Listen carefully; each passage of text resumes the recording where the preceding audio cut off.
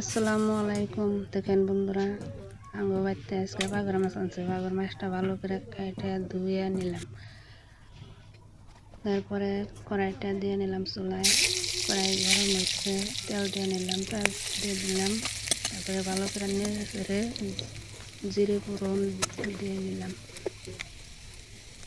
জিরে ফোড়ন দিলাম, তারপরে কটা কাঁচা লঙ্কা কাঁটা দিয়ে নিলাম। ভালো করে নেড়ে চেড়ে আদা বাটা রসুন বাটা দিয়ে নিলাম।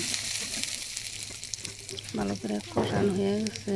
তারপরে এই হলুদ গুঁড়া, মরিচের গুঁড়া, ধনে গুঁড়া ভালো করে দিয়ে নেড়ে চেড়ে অল্প লবণ দিয়ে দিলাম। তারপরে কষানো হয়ে গেছে, অল্প করে জল দিয়ে দিলাম। জল দিয়ে ভালো করে কষানো হয়ে গেছে, মাছটা দিয়ে দিলাম। মাছ দিয়ে ভালো করে নেড়ে চেড়ে অল্প করে কষায়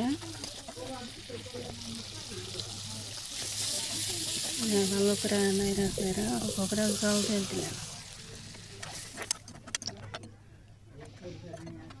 তারপরে 10 মিনিট পরে ভালো করে বলক এসে গেছে। জিরা বাটা দিয়ে, ধনে পাতা দিয়ে অল্প করে নামিয়ে নিলাম।